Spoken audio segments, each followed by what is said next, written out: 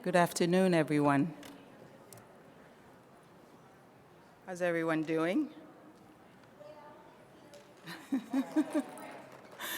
Thank you for joining us this afternoon. We're happy to have you. So, if you are here for the Cardiometabolic Learning Collaborative, you are indeed in the right room. We appreciate you choosing to spend your afternoon with us. You had the option of being out there in the heat, but this is your preference. So last year, just about a year ago at the same time, we held the annual conference, and we put together a cardiometabolic at that conference. For those of you who attended, it was an engaging 4 hours, and we heard a lot. We got a lot of outputs from that conference. And one of the things we heard was that you wanted us, ADCES, to continue to provide these opportunities to bring together the interdisciplinary team to continue the conversations and to share the practice pearls. So here we are today with our partners at the Preventive Cardiology Nurses Association and the Cardiometabolic Center Alliance, bringing you this program today with the support of our industry partners, Lilly and Novo Nordisk, and we want to thank them for giving us the opportunity to bring this event to you. So you told us that you wanted us to lead and facilitate these networking opportunities. So here we are. You wanted us to break the silence, continue the conversations, as I said, share knowledge, bring resources, and practice pearls. We hope to continue beyond today to put together a cardiometabolic community of interest so that these conversations will continue to go on, again, beyond today. So, let us now go to our presenters. Our first presenter, Melissa. Here. Melissa McGuire is a master's prepared registered nurse and certified diabetes care and education specialist with more than 30 years experience. She provides direct patient care to those living with diabetes, focusing on cardiovascular risk reduction. She's a program director for the Cardiometabolic Center Alliance, a national consortium of cardiometabolic centers of excellence. She's a contributing author on the 2018 and 2020 ACC Expert Consensus Decision Pathway for Cardiovascular Risk Reduction in patients with type 2 diabetes and atherosclerotic heart disease. Melissa has authored many peer-reviewed publications, served on the editorial board of Clinical Diabetes, and currently serves on the ADCES Clinical Practice Committee, as well as several national advisory boards. Without further ado, please help me welcome Melissa McGuire. Thank you so much, and thanks for the opportunity to be back in front of this audience again and to be with these speakers. So it's my pleasure and honor to kind of kick things off setting the stage. So we're gonna see if I can first move things along. And actually these slides are a little out of order. Here are my disclosures. And I'm going to go back to setting the stage with some statistics that I'm sure you're all very well established with, but it kind of sets the stage on why we're here. About 50% of deaths due to cardiovascular disease actually happen in the setting of type 2 diabetes. And it's estimated that about 1.4 million cardiovascular deaths occurred in 2017. And unfortunately, I'll show you some data here in a minute, that's just not quite slowing down as we think it should, given all the tools we have available. Rates of mortality are approximately 2 to 3 times higher in those patients with both type 2 and CKD versus type 2 alone. And we're gonna kind of hit on that theme, that it's this whole cardiometabolic renal sort of condition, this whole leading aspect of all of these diseases being combined together that we need to almost look at as one disease. And coronary artery disease is the most common cardiovascular-related mortality in the setting of type 2 and accounts for 30% of deaths. This study was done not that long ago, actually, in 2019, so relatively short amount of time, and unfortunately what it shows that even today, cardiovascular and kidney disease are one of the leading causes of mortality in those living with diabetes. So looking at this coexistence of cardiorenal metabolic disease, about 50% of patients with type 2 are at high risk or have some form of cardiovascular disease. And we know that 30% of patients with CKD also have cardiovascular disease, and that 40% of patients with type 2 have some form of CKD. So you can tell by this slide of what we're trying to really get across to our audience and our patients and our practitioners and families is these conditions are all interrelated. The cardiorenal metabolic interconnection. So a little bit about the pathophysiology, which I'm sure you're all very well versed in, but as a reminder, just to kind of level set, is that circulation for glucose and energy metabolism happen within the liver and the kidneys, and that's responsible for the release of glucose into the circulation and energy metabolism. So we know that interconnection. But then we also know that the heart and kidneys are the most metabolic demanding organs in the body next to the brain.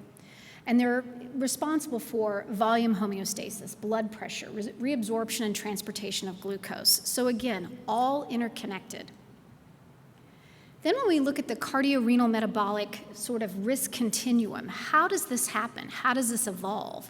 And you can see that it often evolves at the same time, regardless of which path you're on, whether it's the cardiac path, circulatory, or the kidneys. And I often say to my patients and my peers, so goes the heart, goes the kidneys, because we know they're interrelated. But as you go through this progression, unfortunately, towards CV death or renal death, we see a lot of the same sort of issues that occur simultaneously within the heart and the kidneys. If you're on the top stream and you look at that, we see that atherosclerosis starts, and you start to have left ventricular hypertrophy. So you have coronary artery disease, thrombosis, MI, heart failure, arrhythmias, strokes. And when you look at the kidney progression, that often starts with microalbuminuria, and there's a decrease in the GFR, and then we lead to macroalbuminuria, end-stage renal disease. But there are other risk factors at play here. We know that type 2 diabetes, obesity, hypertension, dyslipidemia all play a role in this, as well as NASH and NAFLD that Dr. Barron is going to give us a great overview on next. So what are these interconnected risk factors, and why does this set up a predisposition for heart failure? And Kimberly's going to give us a great talk on that as well. But we know that we often see ischemic heart disease, hypertensive cardiomyopathy, and diabetic cardiomyopathy in this patient population. And she's going to go into a little bit more detail on that, but just to set the stage of how all of these things are interconnected. And it's a cascade of events that happen in this setting, leading from hypertension to ASCVD to the RAS blockade that happens and some of the issues that we see with that, and disturbing metabolic functions, and then we get the glycemic issues on top of that. So again, just really piling on the risk factors in this patient population. And again, like my adage said, so goes the heart, goes the kidneys, and we see that in heart failure, it often leads to the progression of kidney disease. So the heart cannot meet the metabolic requirements, and it's unable to accommodate for this systemic venous return. So that puts more workload on the kidneys, more workload on the renals, compensatory mechanisms that happen to help with cardiac output. And it's this vicious spiral that we get into with cardiovascular issues and kidney issues. And really needing to look at that condition as almost one and the same. If you have heart failure, you definitely need to look at the kidneys. If you have kidney issues, you've got to look for heart failure. More than 60% of patients with heart failure also have some level of cardiac or kidney disease. So keep that in mind. 60% is huge. And unfortunately, what we're seeing a lot in day-to-day practice is that patients that come see us for the first time have never been told that they have stage 2 CKD or even stage 3 CKD. They've been living with it and not been educated on it. So really need to push for that. So some of the nuances, some of the things that I've been challenged with is how do we put this into play into our practice? And so we want to manage the cardiorenal metabolic related disease process in about 3 different steps.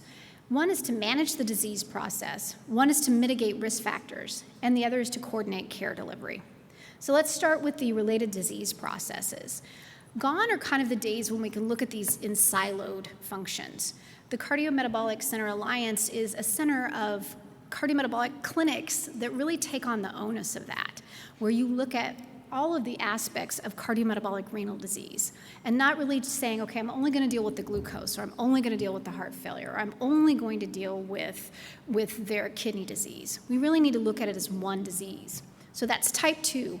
diabetes, ASCVD, CKD or DKD, heart failure, obesity, hypertension, dyslipidemia, and NASH and NAFLD, looking at those all in totality when working with the patient.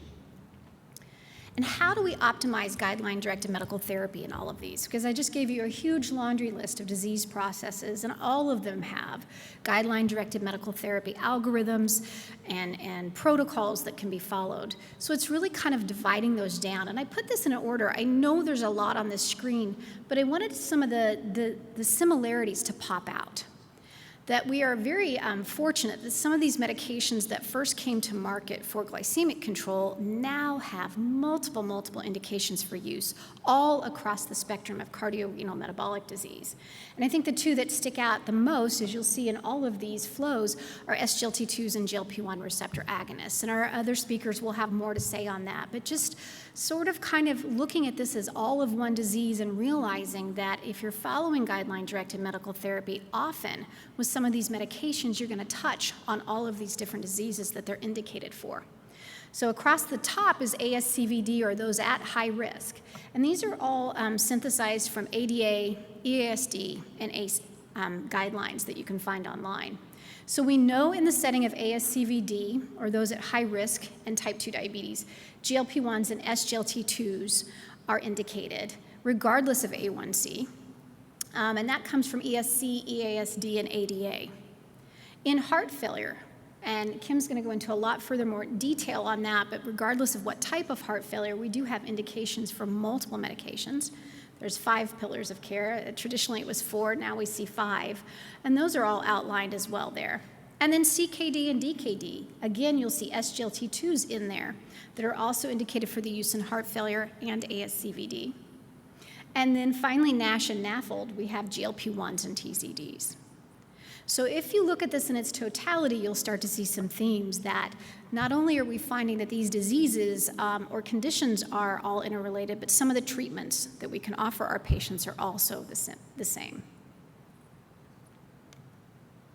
So how do we select? So I just gave you a very brief overview of exactly all the different medications that are available. How do you choose? And so this is an example based on ADA, ESC, and the AGA, looking at cardiovascular disease and looking at whether you want to start with SGLT2 or GLP-1. And this is a tool that we use in the Cardiometabolic Center Alliance to kind of help our practitioners decide. So you really need to look at what is the key component you're trying to address first. We know we need to address all of them, but we're going to start in a very thematic way and look at it. So if the overwhelming need for our patient is that of CKD or heart failure, we're probably going to tip the scales with an SGLT2 inhibitor to start with, if indicated and the patient can tolerate it. If it's more of a compelling need for additional glycemic lowering and weight loss and ASCVD, we might start with that GLP-1 receptor agonist if indicated and tolerated. And you'll notice that caveat there in the middle, that triangle in the middle says and or, because actually if you look at most of the algorithms, they'll suggest both. So developing tools like this within your practice or your health system can really be beneficial to kind of help practitioners decide where to start and what to bite off first in this very large number of protocols that you might be looking at. So next is coordination of care delivery, which I really don't need to speak too much to with this type of an audience because this is what you all do for a living. But we know when we're helping our peers across our health system look at this, we want to kind of bite this off in little bite-sized chunks. And first we want to look at addressing or assessing, then addressing, then optimizing, providing, and communication. And so we'll briefly speak to a little bit of these, but assess for risk and screen preventatively. And I think that's the biggest one that I don't see often happening as often as it should.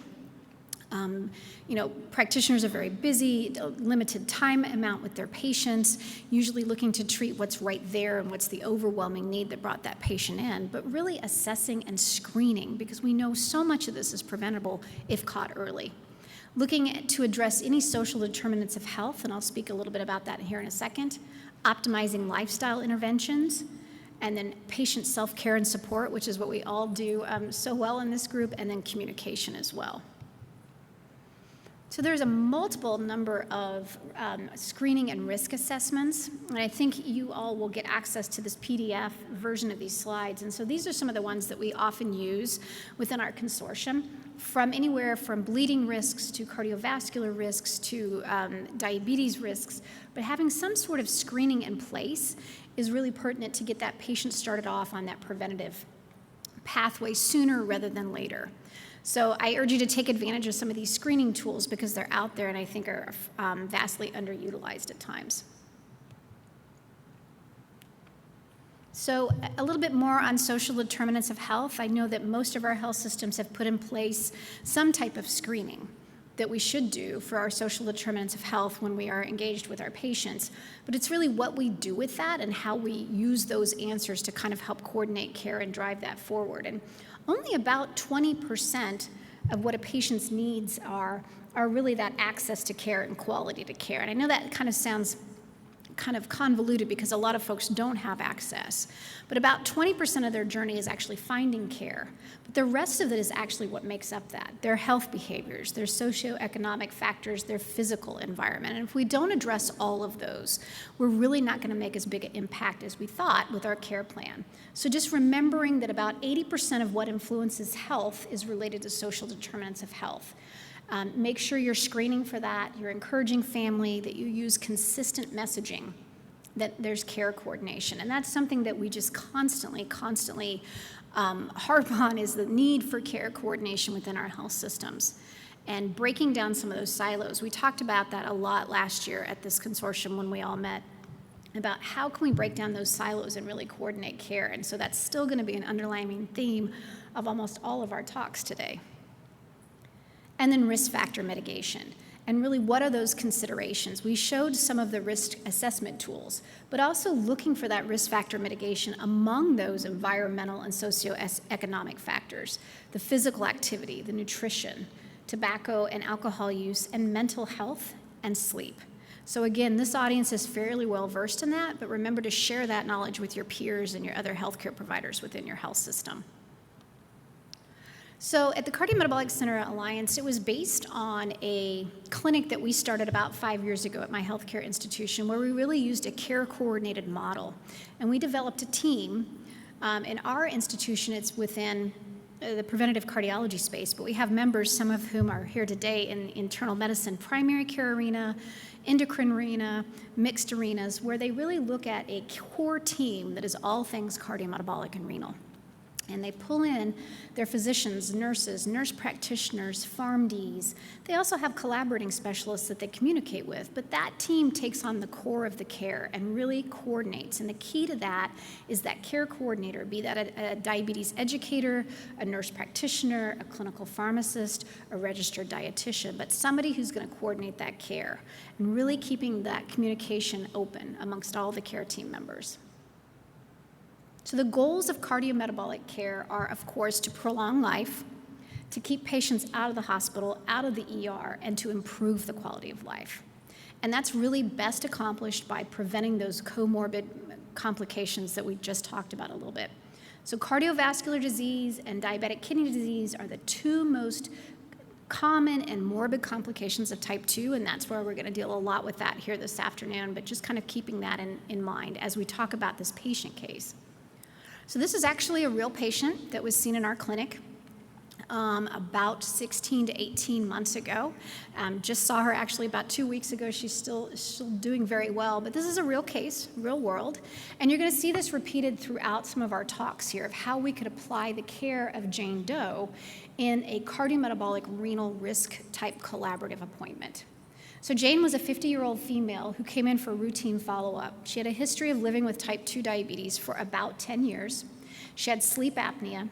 She also had known ASCVD. She'd had a non-STEMI, MI, in 2014, was diagnosed with multiple vessel CAD, underwent CABG post-MI, had no symptoms of angina upon return. So she had been seen in primary care and general cardiology. And this is what her physical exam looked when the first time she came to our clinic. Blood pressure was 145/85. Her heart rate was 72. She was approximately 200 pounds. Her BMI was 37. She had clear lungs, no fluid on board, although she did have 1+ ankle edema, and she did have normal heart sounds. And this was her current medication list. So remember, she has had type 2 diabetes for quite some time. She's obese. She has sleep apnea, ASCVD. So she was on aspirin, carvedilol, losartan, atorvastatin, metformin. And at the time she presented in the clinic, she was on 15 units of glargine at night, and she was on some short-acting bolus insulin with meals. And we're going to go to the next speaker after that. I think I kept to my 15 minutes, so we're gonna pass it on to Helen. And I don't know, I think Pauline is going to come up and introduce her. So keep Jane in mind as we move forward, as she'll be kind of interrupted throughout the rest of the conversations here. Thank you, Melissa. I am going to ask you, audience, to hold your questions patiently while we get through the speakers as they give us the appetizers. The second hour of this program is going to be dedicated to Q&A. So you will have a chance. We will bring the mic to you so you can ask your questions. So next is Dr. Helen Barron, who is the Medical Director of Diabetes Education Services. She's a clinical endocrinologist and attendant endocrinologist at Eisenhower Health in Ranch Mirage, California. She serves as the medical officer and executive vice president at the Torvis Medical Group in Beverly Hills, California. Dr. Barron received her MD from the University of Southern California, Los Angeles, and completed a residency in internal medicine at USC. She's board certified in endocrinology, diabetes, and metabolism. Dr. Barron is a member of the American Diabetes Association, American Association of Clinical Endocrinologists, American Thyroid Association, and International Society for Clinical Densitometry.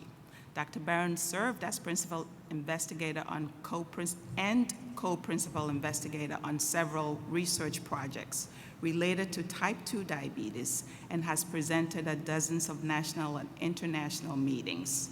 She co-authored articles published in the peer-reviewed Journal of Family Practice and Diabetes Care, in addition to a book chapter on thyroid disorders.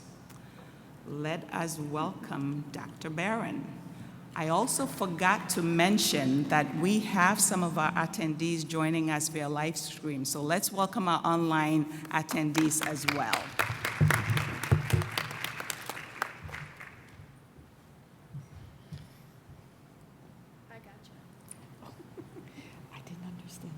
This. Hello and welcome, everyone. How are you? Hope you're enjoying your wonderful time in Houston, and we're absolutely thrilled to have you join us today in a discussion that is clearly near and dear to our hearts. So thank you so much for allowing me the opportunity to discuss with you some of the elements that we are tremendously involved in. It is no longer within our purview to stay in our lanes. Don't let anybody tell you to stay in your lane, because we belong on the Autobahn, the superhighway of metabolic health. And we are all here to take part in the overall care of the individual. We are here to accomplish two things: to help our patients achieve all their goals in life towards the effect of length of life and quality of life. And yes, glycemic control remains a tenet in which we are predominantly attracted to in how we initially approach individuals that come to see us, but we do not stop at a goal fasting or random or postprandial blood sugar or a good-looking A1C or time in range. We must think outside the box and recall that we are here for the entirety of the individual. Just like diabetes is a vascular disease whose initial presenting sign is hyperglycemia, I posit to you that we must be concerned and involved with all manners of metabolic derangements, both the heart and the kidneys and the liver and everything else. Really, when it comes down to it, we have to see that we step down from the tree of metabolic unwellness. We cannot be pruners of the leaves of our separate branches, but we need to get to the trunk of the tree, and better yet, the roots of the tree, to truly ascertain what is at the root of all that befalls our patient, the metabolic maladies to which they then go on to have metabolic complications. Obesity is a major tenet of why we are here and the complications thereof. So allow me to discuss with you and take you on a journey of where we are at this time and where we hope to be in the not too distant future, looking at an evaluation of obesity and liver disease. We're going to talk about a practical approach to managing this particular metabolic condition. Welcome, everyone. As Paulina mentioned, my name is Dr. Helen Barron. I come to you from sunny and warm Southern California, but in the desert, our heat is a dry heat. So we like to think it's a little bit tolerable, but it's still heat nonetheless. I am a clinical endocrinologist, full-fledged, head to toe. You got a hormonal question, I got a hormonal answer. I like to consider myself, however, a diabetologist and a metabolic specialist. These are my disclosures. I've worked on the advisory boards as a consultant speaker bureau for various pharmaceutical industries and organizations, and like to think that we all have one goal at heart and in our minds, and that's to help patients achieve length of life and quality of life. All right, let's talk about NAFLD and NASH in terms of cardiovascular risk. So before we go forward, allow me to be one of the first to introduce you to, if you're not already aware of it, we have a name change. And this is fresh. This is just a couple weeks old. We are no longer to include the word alcoholic in this disease process. Whether it is alcoholic or whether it's non-alcoholic, the word alcoholic brings to bear untoward associations. So instead of non-alcoholic fatty liver disease and non-alcoholic steatotic hepatitis, we're going to talk about MASLD, metabolic dysfunction-associated steatotic liver disease, and MASH, metabolic dysfunction-associated steatohepatitis. They're exactly the same things. They're just removing that phrase, alcoholic or non-alcoholic, from it. So NAFLD will still defer to these terms for the time being because, again, these changes are just recent and the data is still reflective of NAFLD and NASH. NAFLD is liver that is infiltrated with excessive fatty tissue.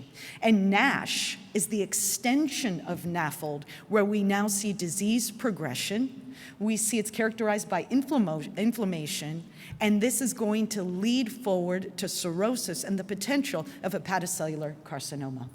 Prevalence and considerations. Well, one of the interesting things about these conditions is that we truly don't know the prevalence. And that is because we stand on the precipice of exciting entities moving forward in terms of how do we assess and address this metabolic liver disease. As is wont in all of humanity, we like to talk about problems when we have a solution. And we're loath to discuss problems for which we do not have a solution. At this point, we do not have any FDA-approved pharmacologic agents for NASH or NAFLD. But they are in the works. They're being studied, and imminent, we hope to have agents that we can utilize in the pursuit of helping individuals with these liver diseases regain hepatic health. But at this point, we recognize that individuals with NAFLD and NASH are at increased risk for cardiovascular disease, and where goes the heart goes the kidneys, so of course renal dysfunction as well. We see that hepatic fibrosis is the most important determinant in terms of outcomes in patients with NAFLD. Individuals with type 2 diabetes, of course, are at very high risk of this. We don't even have real data. Why? Because we're not doing our best to truly acknowledge, address, and assess who has NAFLD. We think at least 50% of adults with type 2 diabetes have this complication of hepatic liver disease. We think that up to 20% of patients with type 2 diabetes have clinically significant fibrosis. This is likely the tip of the iceberg.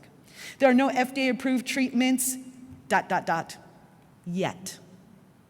Keep your minds and eyes tuned to the future for new announcements. What we do know is that treatments for NASH, including weight management, have been found to be beneficial. So what are the care considerations? First of all, do not be the ostrich. Do not put your head in the sand. Just because we don't have a variety of pharmacologic agents at this time doesn't mean we can sit back idly and ignore the scenario. We must be aware. It starts with us. We must screen. We must talk about weight loss. which hopefully if these individuals already have pre-existing conditions and are being followed within the medical community, the discussion of weight loss has already begun. Pioglitazone, an oldie but goodie, if indicated, more on that momentarily. GLP-1 receptor agonists, our favorite injectable therapy, if appropriate, statin therapy typically, and refer when needed. So let's talk about how we identify these individuals and bring them into the fold. Screening and risk stratification. All individuals at risk, and so here we're talking about our patients with type 2 diabetes, should be screened for liver fibrosis. And we know that from associations like the American Association of Clinical Endocrinologists and the American Gastroenterology Association. There are a variety of mathematical formulae which allow us to have an idea about the degree and advancement of liver dysfunction. The one that we're going to focus on is called the FIB4, not the FAB4, the FIB4. And it is a mathematical computation that you see here. Yes, you've got to pull your phone sideways on calculator mode so that you can get out your scientific calculator, or else just go to one of your medical apps. You're going to take the patient's age in years, multiply it by AST, and divide that, don't forget your order of operation, by the sum of platelet count times the square root of ALT. Looks complex, not really. We just need to get in the habit of doing that. And then really you only need to remember one number, I think, 1.3. If the FIB4 is less than 1.3, you're low risk. Double 1.3, that's 2.6. 2.6 or higher, you're in the high risk category. The zone between 1.3 and 2.6 is the intermediate zone. So again, just remember the 1.3, random as it is. So if it's low risk, what do we want to do? Everything that we're already doing, therapeutic lifestyle changes, medical nutrition therapy, weight loss as appropriate, control the blood pressure, the blood sugar, the blood cholesterol, all the stuff that ideally we should already be doing. As individuals extend beyond low risk to intermediate risk to high risk, we have to think about something else. We've got to be a little bit more assertive and meaningful in our therapeutic entities. Weight loss is not just a suggestion and a consideration, but really a mandate at this point. And we don't just talk about trying to exercise a little bit more and caloric restrict. Yes, that's the bare minimum, but also bring in pharmacologic options. GLP-1 receptor agonists, perhaps, or other pharmacologic options as applicable. Bariatric surgery may be a consideration if appropriate. And of course, we really need to accelerate our care for the heart, the kidney, and all of our beautiful organs that help keep us functioning. Management algorithm for NAFLD, the overview, identify the high-risk groups, prediabetes, type 2 diabetes, obesity, with at least 2 or more cardiometabolic risk factors, hepatic steatosis, history, physical exam, rule out any secondary causes, looking at prevention of cardiovascular disease, prevention of cirrhosis, getting that fibrosis risk stratification, and helping our patients be the best they can be metabolically. Hypertensive management in NAFLD. Low or intermediate risk, you're going to do your usual thing. You're going to consider RAS inhibition, ACE, ARB, ARNI, whatever is applicable. Then move on to calcium channel blockade, beta blockade, diuretics as applicable. When you get to high risk and cirrhosis, that's where you have to be a little bit more cautious and perhaps change agents as needed to avoid overdiuresis. Atherogenic dyslipidemic management. Of course, how low can you go? It's a story of medical limbo, lipodystrophy limbo, in terms of trying to get our numbers as low as possible. And I know that you all have printouts of this data. Rather than go through the numbers, you all have them available to you so you can utilize it as a resource into what our guiding numbers are for establishing atherogenic risk. Weight loss. This really is the champion metabolic malady, not just the trunk of the tree, but the root of metabolic dysfunction. We're going to talk about the power of 5. First of all, any weight loss is good weight loss. The more, the better, to an extent. J-shaped curve, of course. We're going to look at the FAB5. You get 5% total body weight loss at 52 weeks of lifestyle intervention, and you get 10% NASH resolution, 45% fibrosis regression. You get 35% improvement in steatosis, and about 70% of patients can maintain this. Now take that 5 and double it and go to 10%, and that's where you really see metabolic magic start to happen.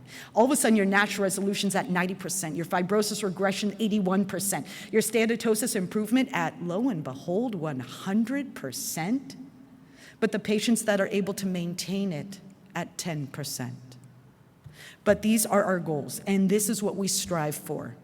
And to help facilitate this with pharmacologic means, perhaps even surgical means, we do what we need to do to get the job done and to keep it there. Diagnosis and medical management of adult individuals with obesity, again, we stratify not just by BMI, with 25 to 30 being at significant risk, over 30 obesity. You also align that with any pre-existing cardiovascular, diabetic, atherogenic metabolic comorbidities, and you want to be more assertive in what you do to help unburden that individual from the throes of obesity. Let's go back to our patient, Jane Doe. Let's revisit some of the laboratory data and imaging that we've had on her. Recall initial A1C left a little something to be desired. It was double digit, 11.4%. Total cholesterol, 195. One may think, oof, we could do better, but recall she was at 330 pre-statin. LDL 135, we can do better, my friends, but already we have done. Recall she was at 235 off statin.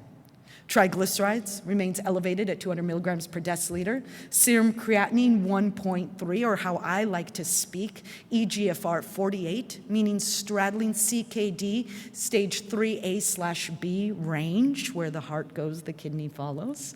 AST60, ALT70, these are elevated numbers for the transaminases. You usually want them to be south of 40, lower the better. Her FIB4 is 1.4. Recall that our number is 1.3, so now we're going from that low to intermediate risk range. Her NT-proBNP is 300. Her echocardiogram shows left ventricular ejection fraction of 60% with apical hypokinesis, enlarged left atrium, and moderate diastolic dysfunction. We got stuff going on here, my friends. Medical considerations include a GLP-1 receptor agonist. Liraglutide has been demonstrated to improve steatosis proportional to the degree of weight loss. Low-dose semaglutide was also found to have a similar result. ACE strongly recommends the use of GLP-1 receptor agonists in individuals with type 2 diabetes and biopsy-proven NASH. Pioglitazone, oldie but goodie. Pioglitazone has been shown in short-term trials, i.e. 3 years or less, to be highly effective at improving liver histology. Longer trials are pending. Pioglitazone improves cardiometabolic profile, reduces the risk of cardiovascular events, in particular incredibly favorable with neurologic events, including stroke. Pioglitazone promotes redistribution of adipose tissue away from the central compartment, the visceral intra-organ compartment, and into the subcutaneous compartment. Statins. The use of high-potency statins in NAFLD and NASH has been shown to reduce cardiovascular events. Never met a statin I didn't like. GLP-1 in the treatment of type 2 diabetes helps to lower blood glucose, helps to lower weight, helps to reduce adverse cardiovascular events. Patient education, why, when, and how. In terms of GLP-1 agents, some of the issues that we see in terms of untoward effects are GI, how can we help? Remember to eat smaller meals. We're going to retrain the eyes to the stomach. Ask your patients to stop eating not just when full, but when not hungry. May sound like semantics, but it's the real deal. Do not wait till you are full under the influence of a GLP-1 before you stop, because there's a delay in the communication from the distension of the stomach to the brain. Stop eating when you're no longer hungry. Maybe that's only a couple bites in. That's okay. Stop there. Constipation, we recommend more fluids, more fiber. You have to be careful with protein. Protein usually is well tolerated in terms of not promoting nausea, but a little too much protein with not enough water is constipating. Low blood sugar, if that is the case, we can consider medication dose adjustment. In terms of proactively reducing other pre-existing diabetic medications when starting a GLP-1, that is not straightforward. It's dependent on the individual and their pre-existing glycemic control. You have an individual with an A1C of 11.4%, probably not going to down-regulate any meds before you start a GLP-1. If they're at 7% A1C, perhaps you do. So we pay attention. If the patient has hypoglycemia fasting, reduce the basal. Postprandial hypoglycemia, reduce the prandial. Intermittent in sporadic hypoglycemia may want to globally reduce medications, looking especially at insulin and secretagogues. Other tips for success: if patients have individuals with muscular complaints with statin, you may want to investigate that further. Consider holding the medication. Pioglitazone, remember that it is contraindicated in the presence of class 3 and 4 heart failure. You also want to monitor for signs of weight gain and fluid volume overload. You're going to watch for weight gain, which can happen. Let's go back to Jane D.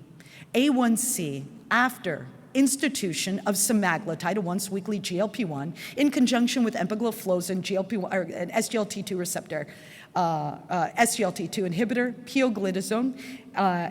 Patient is initiated on GDMT, aggressive secondary prevention therapy. She receives MNT and DSMT. Her insulin is discontinued. And despite that, the discontinuation of insulin, A1C 6.7%. Body weight, 68 kilos, 150 pounds. BMI, 37 to 27. Total cholesterol, 125. LDL, 45. Triglycerides, 80. AST, ALT, 27 and 42. Her FIB4 is now less than 1.3. Dyspnea and edema resolved. Exercise tolerance improved, which means that she can get on with increased exercise. And that, my friends, is all she wrote for the moment. More to come on Jane Doe. Thank you for your kind attention.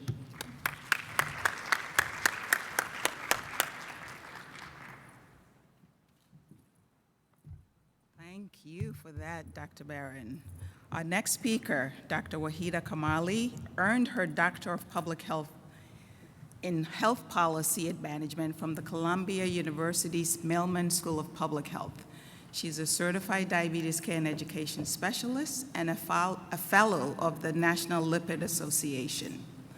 Wahida has served on the board of directors of the American Diabetes Association and a member of ADA's Professional Practice Committee. She's also a member of the Scientific Programs Oversight Committee, the Scientific Sessions Planning Committee, the Board Development Committee, Asia Pacific Diabetes Action Council, Board of Directors of the Accreditation Council for Clinical Lipidology. It is a long list, my friends. I do want to add that Dr. Kamali also served on the Research Committee of the Association of Diabetes Care and Education Specialists. She's currently an associate editor for the Journal of Clinical Lipidology. And she was also a national media spokesperson for the Academy of Nutrition and Dietetics for 11 years. Please help me welcome Wahida Kamali.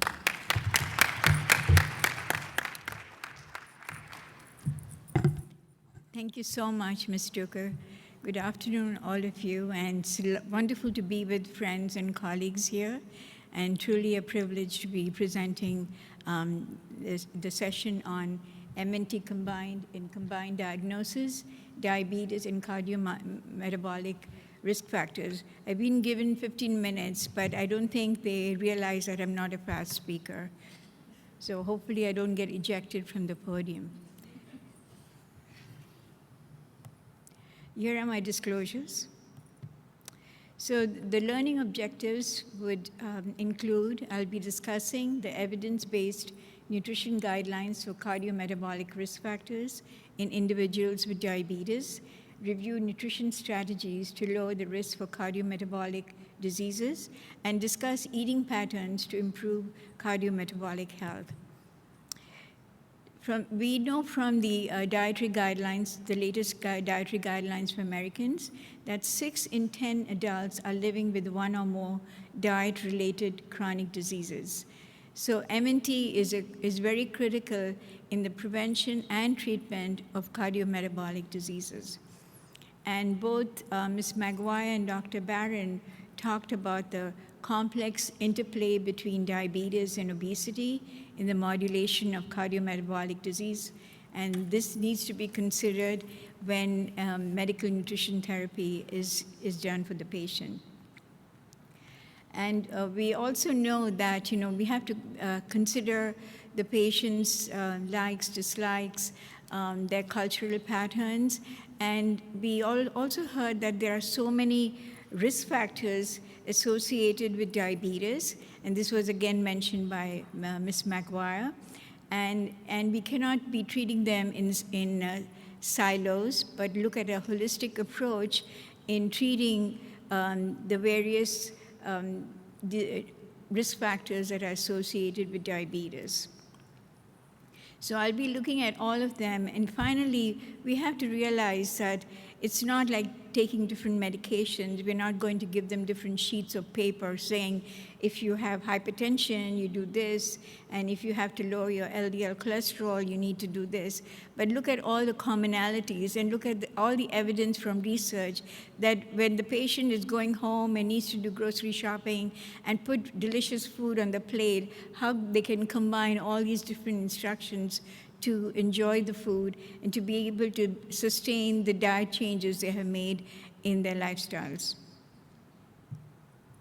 So medical nutrition therapy includes a multifactorial risk reduction strategies that goes beyond glycemic control. And if you look at the ADA's position statement, which states a comprehensive approach to the treatment and management of patients with diabetes and pre-diabetes, extremely important to optimize care, reduce cardiometabolic risk factors, and ultimately lower cardiovascular risk. So the goals of nutrition therapy for adults with diabetes would include achieving and maintaining body weight goals, attain individualized glycemic, blood pressure, and lipid goals, and delay or prevent the complications of diabetes.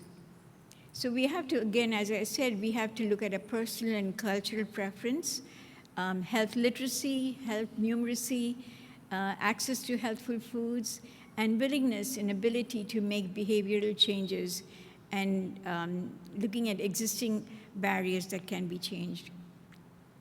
And of course, we have to maintain the pleasure of eating. I think that's most important in order to be able to sustain the goals. And we have to also provide practical tools that they can use in developing healthy eating patterns. So when we come to disorders of lipid metabolism, we know that there's a common abnormal lipid problem in people with diabetes, which is an elevation of VLDL cholesterol, a reduction in HDL, and an LDL fraction that contains a greater proportion of small, dense LDL particles, and there's also increased postprandial lipemia. So these abnormalities have been shown to be metabolically related and very atherogenic. So if you look at, again, the guidelines for Americans, they focus on limiting. We have the research to say that limit foods and beverages higher in sugars, saturated fat, and sodium, and limit alcoholic beverages. And to look at dietary patterns that have been researched and found to be healthy and be able to prevent disease. And those dietary patterns, the top one is a Mediterranean diet. And if you look at it, if you ask somebody, what do you think of when you first look, when people talk to you about the Mediterranean diet, most people will say olive oil. It's not just the olive oil. Look at it. It has lots of fruits and vegetables, whole grains. These are powerhouses of antioxidants. Fish about 3 times a week, very little chicken, hardly any beef, no processed meats, no processed foods. And the lower one is a DASH diet, which also has been researched to a great extent in lowering blood pressure. And this, again, emphasizes lots of fruits and vegetables, and whole grains, like 3 servings of low non-fat dairy, fish, and again, very little meat is allowed in this eating pattern. So we need to look at these eating patterns, which serves best for that individual, and making sure that you prescribe an eating pattern that's within the caloric limits. So what's a dietary pattern? It can be defined as a combination of foods and beverages that make up an individual's complete dietary intake over time. And the dietary patterns influence cardiometabolic risk factors, including not only obesity and LDL cholesterol, triglycerides, but also blood pressure, glucose, insulin homeostasis, oxidative stress, inflammation, endothelial health, hepatic function, cardiac function, visceral adiposity, and the microbiome. And of course, as I said, with the eating pattern will vary according to the caloric requirements for that patient. So we have strong and consistent evidence that dietary patterns associated with decreased risk of cardiovascular disease are characterized by high consumption of vegetables, fruits, whole grains, low-fat dairy, seafood, and lower consumption of red and processed meat, and lower intakes of refined sugar, sugar-sweetened foods, and beverage relative to less healthy patterns. So the evidence is very strong. And we have also strong evidence that this eating pattern decreased all-cause mortality. So when you look at lipid management, you can think of apply a Mediterranean-style diet or the DASH diet, which is the dietary approaches to stop hypertension, and which is, again, reduction of saturated fat, trans fat, increasing omega-3 fatty acids, the viscous fiber, which is also known as soluble fiber, and as well as plant stenols, sterols that can help to lower LDL cholesterol in a very significant manner. And of course, physical activity is always recommended to improve lipid profile. So if you look at the different guidelines that have been put out, the American College of Cardiology, the American Heart Association, they put out top 10 take-home messages, and one of them, the fourth one, is all adults should consume a healthy diet, which emphasizes all that I've said before, so I won't repeat it. And similarly, if you look at the European Society, also has said the same thing about having a food pattern which is rich in fiber, which includes whole grains, fruits, vegetables, pulses, which are legumes, as well as nuts.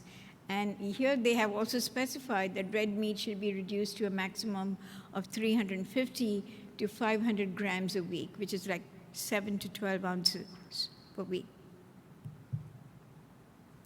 And if you compare a healthy US style with a healthy plant-based style and the healthy Mediterranean style, you see that all the food components that are recommended are the same. So there are a lot of commonalities among these different organizations because they're all looking for what's evidence-based.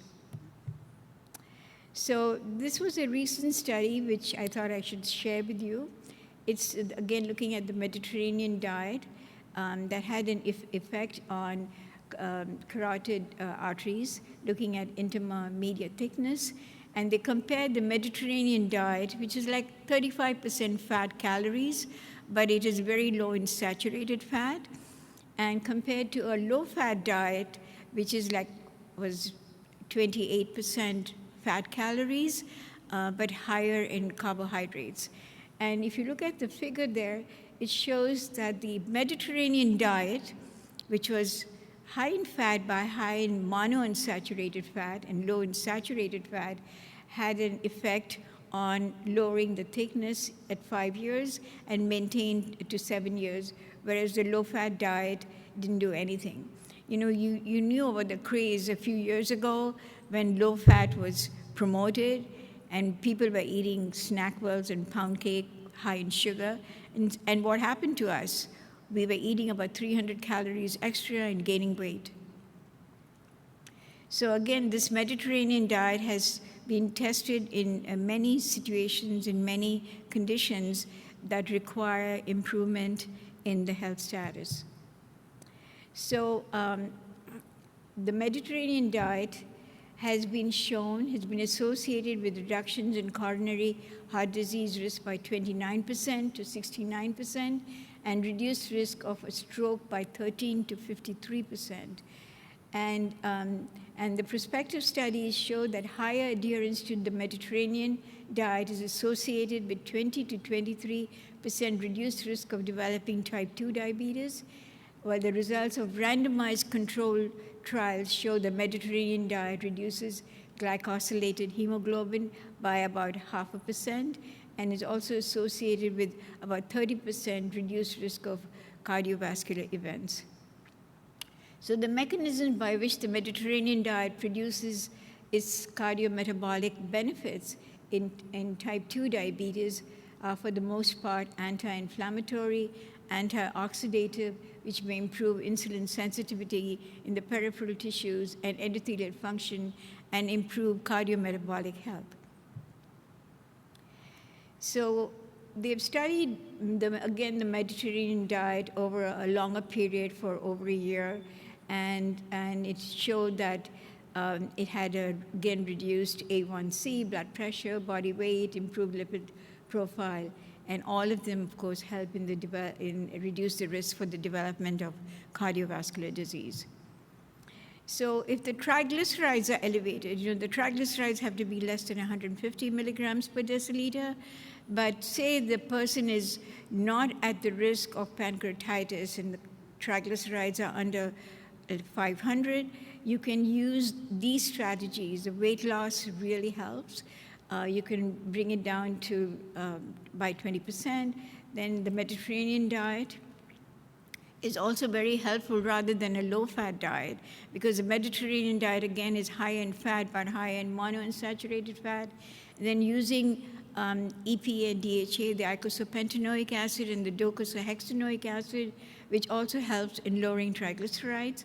And we use like about 4 grams per day.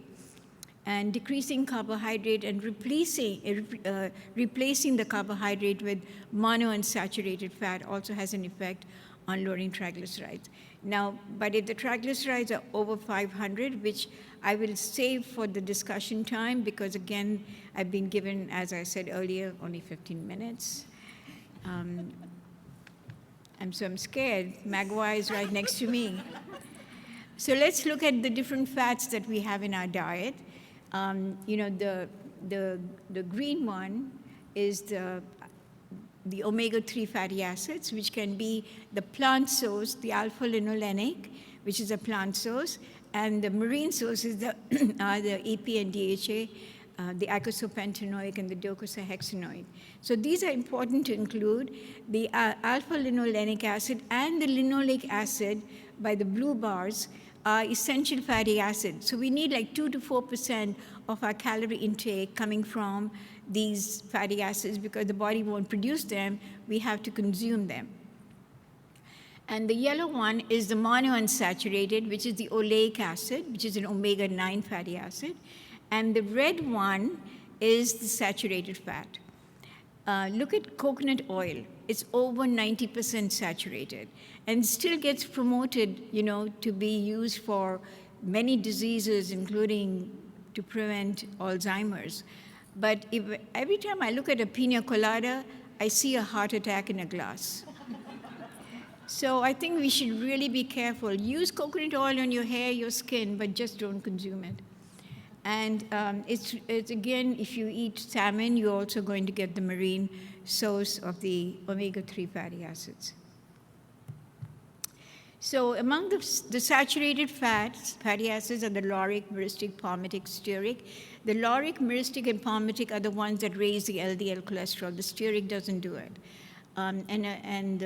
As I said, the linoleic and the alpha-linolenic are essential. They have to be a part of your diet.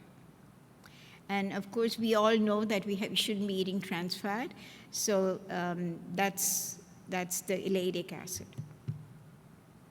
So saturated fats do a lot of harm to our bodies. They increase total and LDL cholesterol, increase coagulation, increase inflammation, increase adiposity, increase insulin resistance, and increase risk for cardiovascular disease and type 2 diabetes. So polyunsaturated fat, we have strong, consistent evidence that polyunsaturated fat is associated with improved lipids related to CVD, and when it's a replacement for saturated fat or trans fat, and it decreases the LDL cholesterol, the triglycerides, and also markers of inflammation. So that we can include in our diets. And we also have strong evidence for monounsaturated fat because it's also, when you replace it with saturated fat, and the evidence shows that 5% energy replacement of saturated with monounsaturated decreases intermediate markers and the risk of CVD and type 2 diabetes in healthy individuals, and improves insulin responsiveness in insulin-resistant and type 2 patients with type 2 diabetes. And there's moderate evidence that increased monounsaturated fat rather than high carbohydrate intake may be beneficial for persons with type 2 diabetes. And so the monounsaturated fat can replace some of the carbohydrates, especially the refined carbohydrate, but include carbohydrates that are rich in fiber and also have antioxidants like the lignans. Now, we all know we have to get rid of trans fat, but just remember, when you see a packet of cookies and it says trans fat 0, it just means the manufacturer can say 0 if the serving has less than half a gram of trans fat. But if you plan to eat a whole sleeve of cookies, you're going to get too much trans fat. And so that's going to be really harmful. It will definitely raise your LDL cholesterol. So what are the companies doing that? They're getting very smart. They're putting butter back into the fat spreads that we use. So look at this label here. Butter is the first ingredient. And second one sounds really exotic. It says the fruit of the palm tree, whatever, palm fruit, and that's also high in saturated fat. So if you look at the nutrition facts label, a tablespoon has 11 grams of total fat and has 5 grams of saturated fat. This is like putting beef fat on your toast. It has as much saturated fat.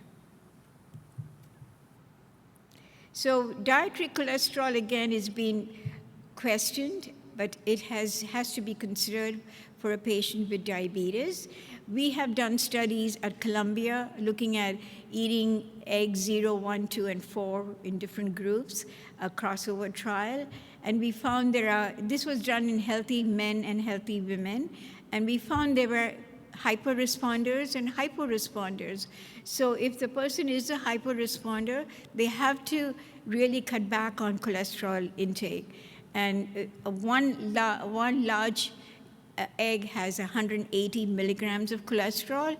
So if you're going to restrict it to less than 200 milligrams per day, you cannot afford to eat an egg every day if you're planning to have some meat, because even 3 ounces of chicken, which is as much as a deck of playing cards, has about 80 milligrams of cholesterol. So you really have to be careful in how you're planning the dietary pattern for the patient. So we have some epidemiological studies, and they have shown that in persons with diabetes, egg consumption, and dietary cholesterol significantly increased risk for cardiovascular disease. And we also have clinical studies data which shows small reductions in LDL cholesterol, decreased CVD events in patients with diabetes. So if you look at the different recommendations and see the effect on LDL reduction, it's pretty significant. It's like using a first-generation statin.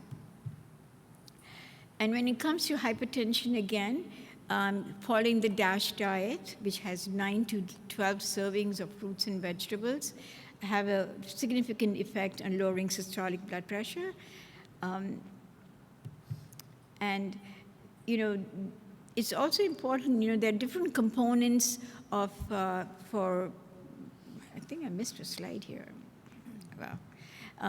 Including weight reduction, following the DASH diet, lowering sodium intake, and along with it is also how much alcohol a person can have. Most healthcare providers will say if you're a male, you can have 2 drinks per day, and if you're a female, you can have 1 drink. And actually, when a patient comes to you and tells you and you ask him how many drinks, or ask her how many drinks you have a day, they should be able to quantify it. I can tell you, I have had patients, I've had actually one person whom I'll never forget, and I asked him to quantify his 2 drinks, and he said 2 bottles of wine, and he wasn't kidding. It wasn't one drink is 5 ounces of wine, not a bottle of wine, and it's 1 jigger, 1.5 ounces of whiskey or scotch, or 12 ounces of beer. So yes, it's sort of, these were the lifestyle modifications for hypertension. And physical activity is also another component of the lifestyle modification. So again, you must think I'm obsessed with the Mediterranean diet, but it has a lot of research to support its beneficial effects, also in lowering inflammation. So it's also important to increase awareness of salt intake. What's recommended is 2,300 milligrams of sodium, that's 1 teaspoon. But if a person has high blood pressure, less than 1,500 milligrams of sodium per day.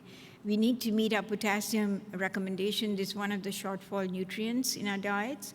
And right now we are consuming more like 2,700 milligrams rather than 4,700 milligrams. Most of the sodium comes from processed foods, and even like a cucumber, which is absolutely delicious, if you're going to pickle it, you're going to get your 2,000 milligrams in a cup. Most patients will tell you, I don't use salt on my food at all, but look at the foods that they include, which has loaded with sodium and go beyond what's recommended. So when it comes to non-alcoholic fatty liver disease, Dr. Barron, I'm still continuing to say non-alcoholic fatty liver disease. Let's move forward. Okay. So we know nutrition plays a central role in modulating this disease. And especially in the early stages when disease reversal is possible, what we need to do is counsel a patient on to avoid foods that are rich in red meat, in trans fats, refined carbohydrates, high fructose corn syrup, and foods that are low in fiber and are high in calories, and also in excessive intake of alcohol. And when patients are inactive, so physical activity should also be promoted. When it comes to heart failure, we recently published a paper in 2022, last year, and hopefully you'll get to read this paper, because heart failure doesn't have guidelines to tell us how to really approach a patient with heart failure. So you have to really look at different components of for the nutrition domains. You have to look at obesity, but the obesity could be a sarcopenic obesity. They can have low muscle mass, but still have the adipose tissue. So how do you look at that person? Because we don't have really good tools in measuring body composition, which can be done, but it's not generally done. Looking at dietary patterns, looking at malnutrition, again, it's very difficult to assess it. You can use different methods, but they are not very clearly defined in the guidelines. Then the patient may need macro nutrient supplementation, not like getting more protein in the diet. And also, they may need micronutrient supplementation. There could be malabsorption, so they may not be retaining the nutrients. They need nutrient. And sodium restriction is also debated, how low the sodium should go. They just completed a study on sodium in Australia. It's a multi-site study, different countries actually, New Zealand, Australia, Canada, Chile, I think, and I think Indonesia. There's several countries that are included, just completed, so I'm looking forward for that paper to be published. And again, kidney disease, the American Diabetes Association has put out a recent, in 2022, some guidelines to improve global outcomes. And of course, we have other guidelines as well. So, depending on a person, whether you want to have a patient restrict the protein intake, again, that's been debated on how much protein to give. Is it 0.8 grams per kilogram body weight, or should you go lower? And different guidelines will tell you different things, but you have to know the patient and work with the physician and other healthcare team to come up with the guidelines that will best help the patient without severely restricting them in nutrients that they really don't have to restrict. So individualize the guidelines. There are lots of wonderful things to include. And of course, if you're lowering intake of sodium, we have these wonderful herbs and spices that can enhance flavor of foods. So there's, you can create a lot of excitement in patients and saying you can make the most delicious foods and teach them how to do it. Physical activity is, is consistent with public health recommendations, the 150 minutes per week with the aerobic component to it. And of course, if you want to lose weight, you have to exercise a lot more, 250 to 300 minutes per week.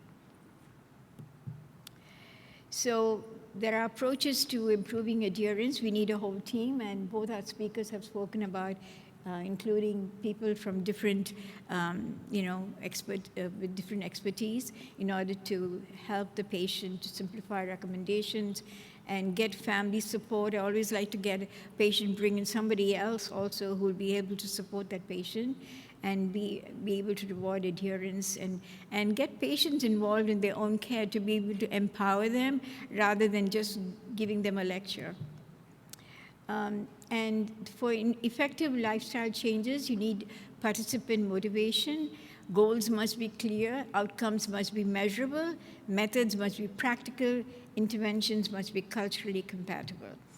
And sound bites don't help patients at all. It's no use telling a patient, go lose weight. A patient may be 60 pounds overweight, and when you're expected to come back in 3 months or 6 months or whatever, they cannot lose that weight, and they may not keep the appointment out of embarrassment. Or when you tell a patient, cut back on fat, what does it mean? You can keep staring at a food label, not understanding what it means. Once a patient came to me and said, my doctor said, don't eat too much protein because of your kidneys, cut back on your fat, don't eat all that carbohydrate because of your diabetes. And he said, what do I do? Shall I just drink alcohol? So we need to evaluate, educate, and motivate the patient to take the next step. Thank you so much.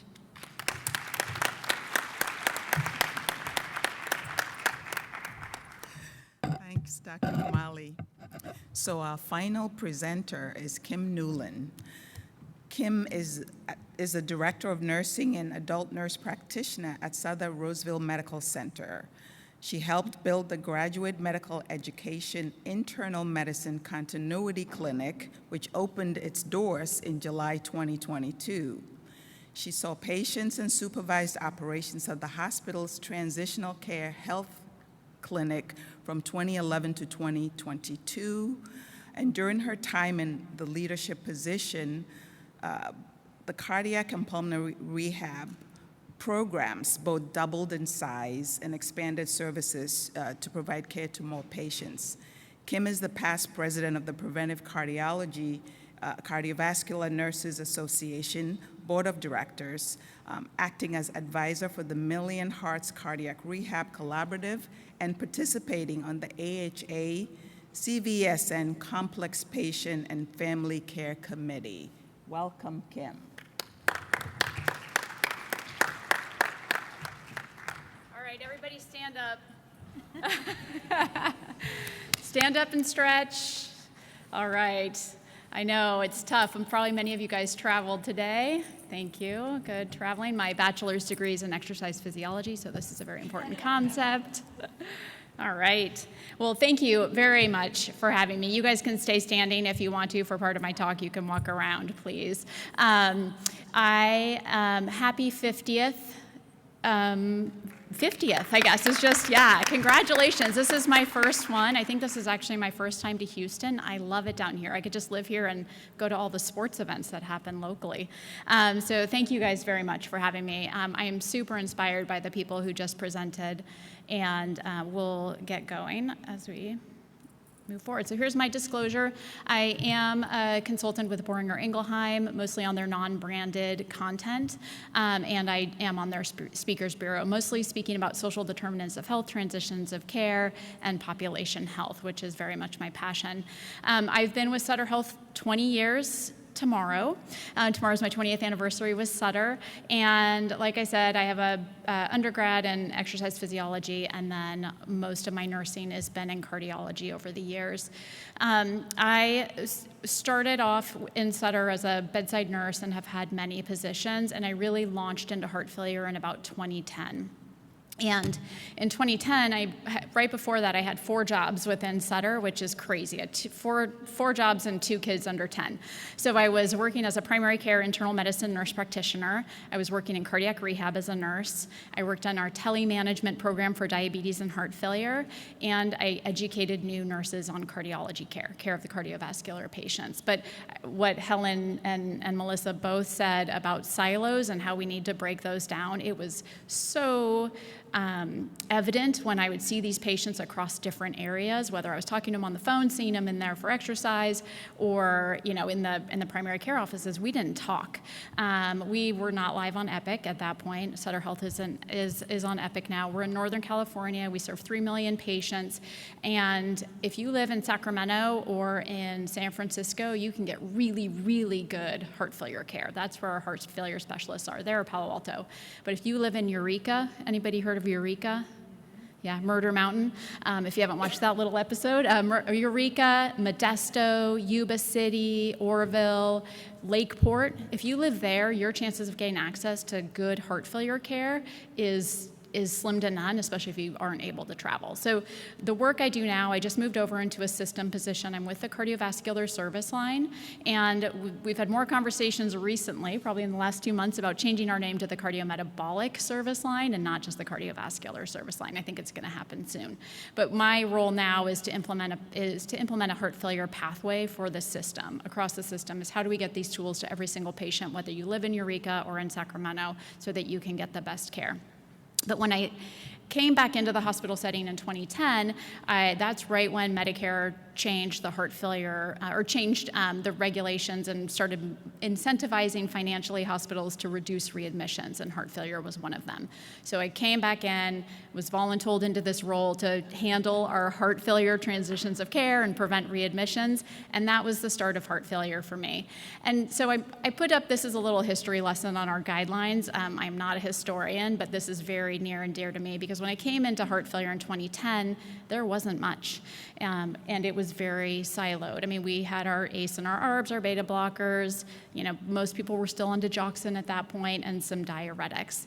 And we started to develop this clinic, and like Paulina said, I started a clinic in 2011, and I came to our interdisciplinary committee with all my standardized procedures as a nurse practitioner, and they were a little shocked because I addressed every comorbid condition in those standardized procedure, allowing me to handle those conditions. So they were saying, why do you have obesity management in here? And why are you addressing diabetes? And I said, because I'm not going to take these patients and only treat them for heart failure, because then that just perpetuates the silos of care that we're providing. And these were high-risk patients in transition. And we didn't have a lot of guidelines there, especially if you had HFpEF, right? Heart failure with preserved ejection fraction. Back then, it was, wow, good luck, right? I mean, that's really what we had for them. So I've lived through this kind of transition of guidelines, my life and guidelines, and in 2013 we had some updates. We updated them in 2016, again, the heart failure guidelines. We finally added 2 new drugs. I mean, this was like monumental for heart failure.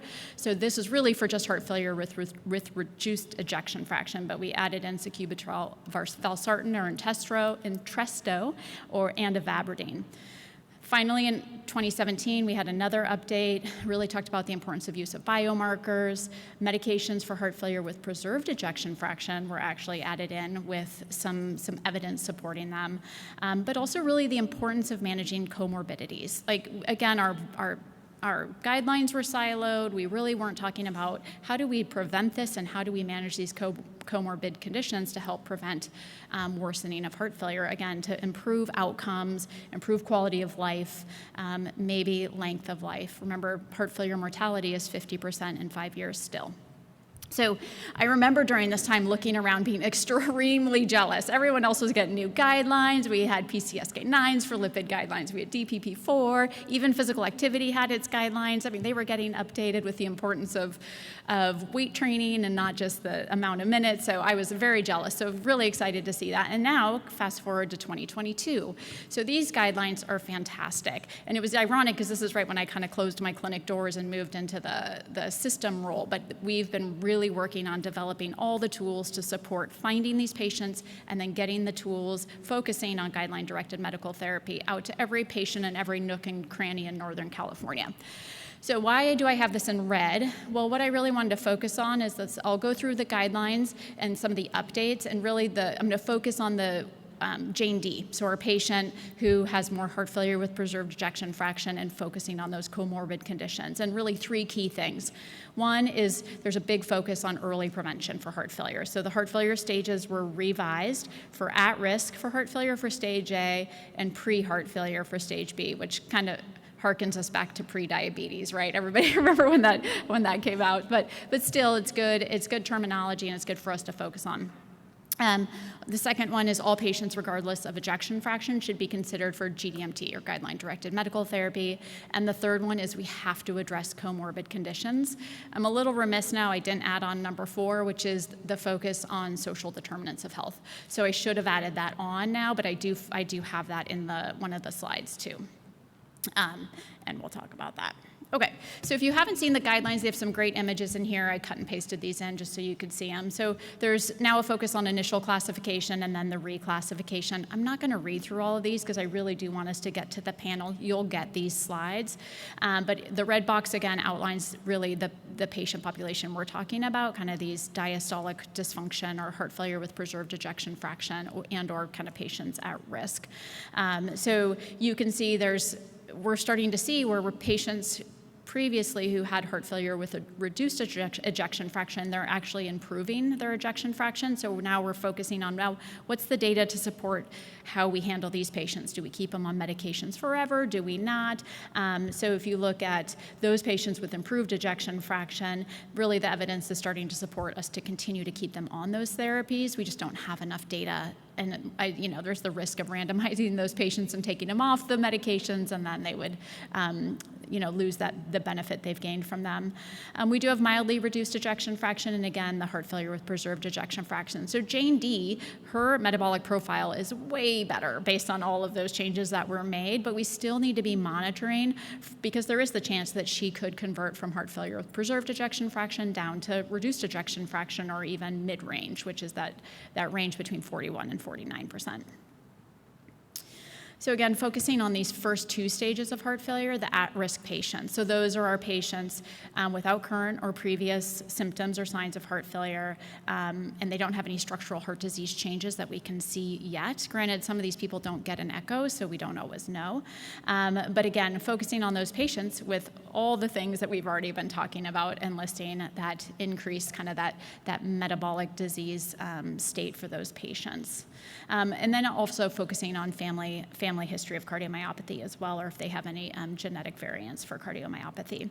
Stage B is now our pre-heart failure, and so those are patients who are starting to show structural heart disease, right? They actually have changes on their echo. And I think, the echo here talked about diastolic dysfunction, it talked about left atrial dilation, those things. Make sure that you're getting somebody who's reading your echo who knows how to look for those things. Because for how many years did we just think an echo was for ejection fraction and maybe for valves? But that left ventricular and diastolic pressure, those things around diastolic relaxation, those are so key for these patients because we know we're missing patients because those echoes aren't being read correctly. So there's a lot of emphasis on that in the heart failure world, is making sure that those echoes are getting read so we can categorize those patients correctly and make sure we risk profile them correctly.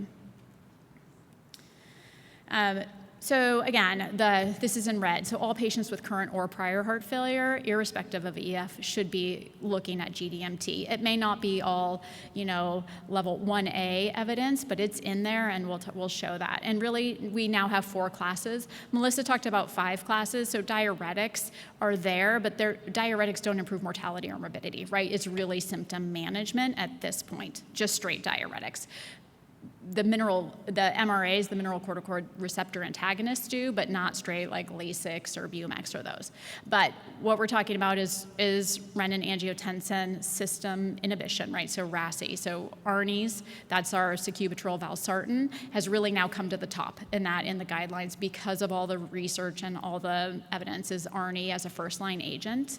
Angiotensin converting enzymes and ARBs then if they're ACE intolerant, right? Angioedema, cough, various things. Second one is beta blockers, the MRAs, and now the SGLT2s.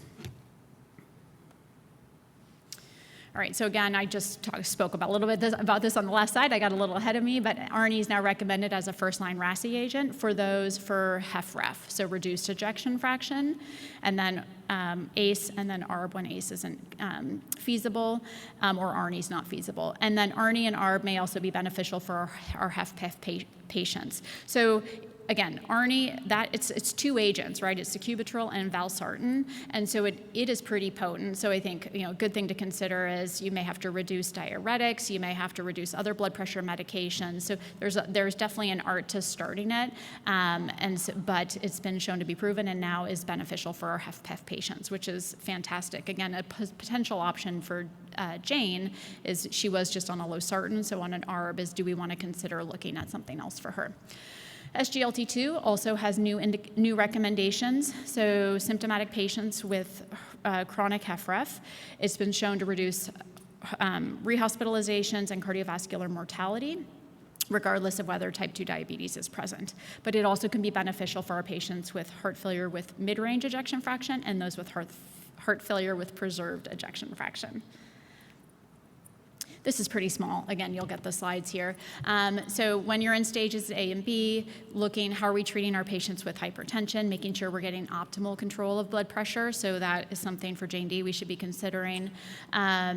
Patients with type 2 diabetes and cardiovascular disease, again, SGLT2s, and then patients with cardiovascular disease. Are we getting them in their optimal metabolic profile, right? And I think, chronic kidney disease is something that we are always watching. Our heart failure specialists and the nephrologists are very closely tied because with our diuretics and a lot of our medications, we can see changes in GFR, and we're often having to adjust our medications based on that.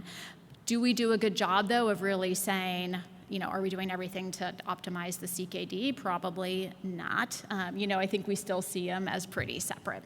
So, okay, this is more just around, I'm going to kind of jump over this. This really lists all of the agents, again, for heart failure once you get into stages C and D. And on the right-hand side, that's when you're really having those conversations around palliative care, goals of care, are we talking about transplant and VAD, or are we really staying more kind of in the palliative care field? All right, so SGLT2s, again, these modulate the sodium glucose transport proteins in the nephron. So that's the SGLT2s, and so it limits reabsorption of glucose into at the nephron level.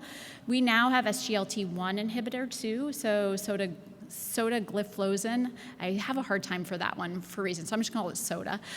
But that one actually was just approved on the very end of May. It's not in the guidelines yet because we don't have updated guidelines. But so this is an SGLT2-1, and so the SGLT2-1 actually inhibits the same proteins in the intestinal mucosa, but it has a heart failure hospitalization reduction of 33%. But you can see the SGLT2s in HFrEF, they have a 30% reduction in hospitalization, 18% reduction in cardiovascular death, and 17% reduction in all-cause mortality, hence addition to the guidelines. And you can see, so what, a lot of the pathophysiology that Melissa addressed around just the increased fibrosis and the increased increased inflammation, those things that all lead to the deposits in the heart muscle that cause the heart failure, those are the things that are then reduced by the addition of SGLT2 inhibitors. You do need to watch out for renal outcomes, you need to watch out for genital infections, euglycemic ketoacidosis, and volume depletion. So again, when you're adding on the medication, you got to look at monitoring for your diuretic use. Also, volume depletion can lead to hypotension, so adjusting some of your medications for blood pressure. So then again, there is one small trial called the TREAD-HF trial, and this is the trial that really drove the guidelines to say when patients move out of that less than 40% ejection fraction, how should we be treating them? So this study showed that we saw a high rate of relapse, up to 44% within 6 months if you discontinued GDMT. So it is recommended now that you do continue the GDMT in those patients who have that improved ejection fraction, even those who are asymptomatic, just to prevent the relapse of heart failure and left ventricular dysfunction. We have this conversation too post-MI, right? How long do we need to keep these patients on beta blockers and statins and all that? So it'll continue to be an ongoing conversation until we collect more data. But for now, keep them on there. Okay, so these are the patients with mid-range ejection fraction. So what do we do with those who are kind of in that 41 to 49%?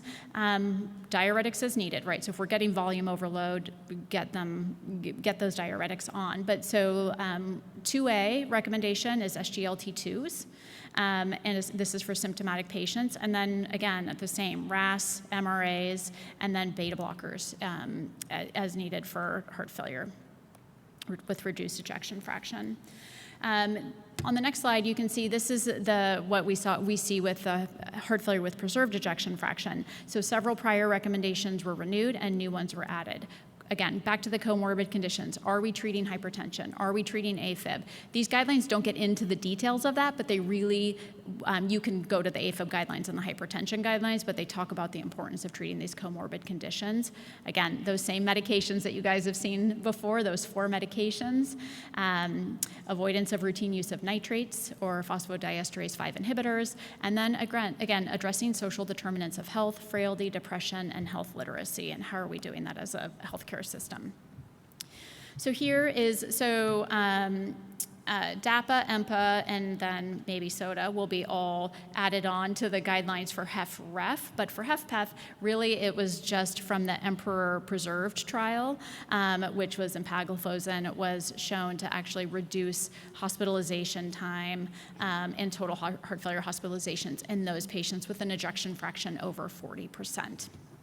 And you can see they also had modest improvement of quality of life, and then benefit is similar regardless of presence of diabetes. So nice to see again in these guidelines the discussion about addressing comorbid conditions, heart failure and type 2 diabetes, but also obstructive sleep apnea. Hopefully you guys are best friends with anybody who does your sleep studies and helps you with sleep apnea, because I think that is going to continue to be at the forefront, especially of metabolic wellness, is the underdiagnosis of sleep apnea and the importance of treatment.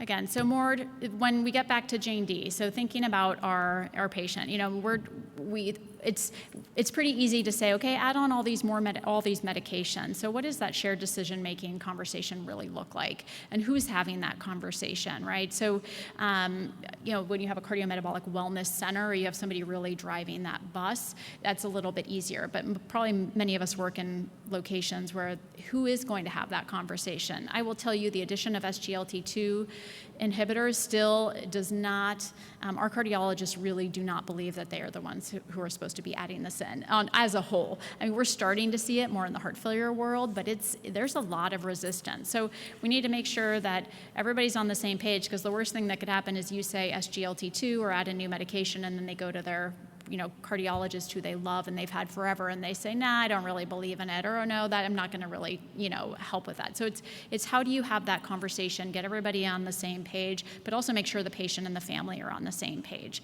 because there are the side effects. They're real. My personal experience, my dad's A1C is 7.1, he's 86, but his worst side effect he has right now from another medication is GI distress, and the primary care started to say metformin, and I was like, I don't even think I can go there with GI issues. You have to have those conversations. So having those conversations, really looking at the medications, what can they afford, what's their copay, how many medications are they going to have to be having. But are we really optimizing hypertension, and how can we get there? Do we need to make a medication change if they're on losartan and they're well controlled? Maybe not. We may not need to add in an ARNI, which can be expensive, often has expensive high copays, may not be covered, and can have more symptoms, and is twice a day.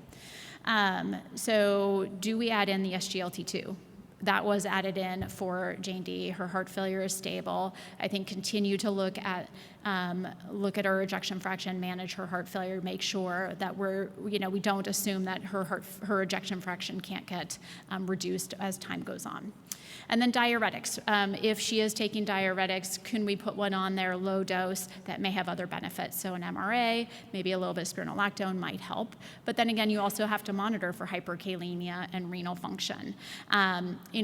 And I don't really talk about diet here. I know Wahida talked about a high potassium diet, also something you have to be careful of. So the diet and the sodium piece is a little bit nuanced with the heart failure space as well, and controversial. There's some new literature coming out about low sodium and low volume or low fluid diets not being the best for our patients. So that more to come on that. Maybe that's next year's discussion.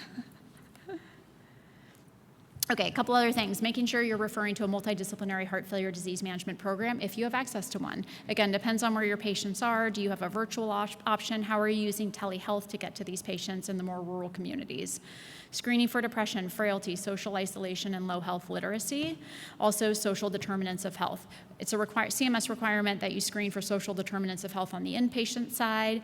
AB 85 is a new bill going through talking about requiring and or compensating for social determinant of health screening on the ambulatory side. More to come with that.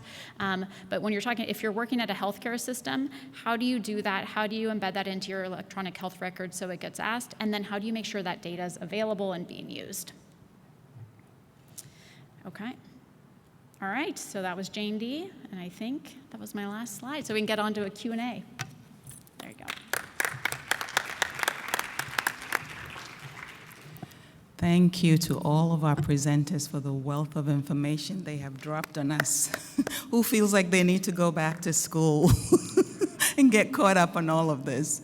So that's what ADCES is here for, right? We hope to help facilitate and continue these conversations. We hope on our website to create a page for cardiometabolic resources, and we hope that when you get that survey after this event, you sign up to join our cardiometabolic community of interest. Now we will go right into the Q&A. I don't want to hold that up. So over to our panelists. Thank you. I think we're going to take some questions from the audience as well. So I don't know if you want to start with those, but maybe while you're thinking of your questions, I have a couple questions for our panelists here. And Wahida, I know we had talked earlier when we were planning this session that one of the things you didn't really have time to kind of put as a nuance was, are the nutritional recommendations the same for moderate high triglycerides as they are for severe? Are you making a differentiation in there, or are you looking at the same kind of recommendations? Yeah, and thank you for that question. I think it's important to explain that as well.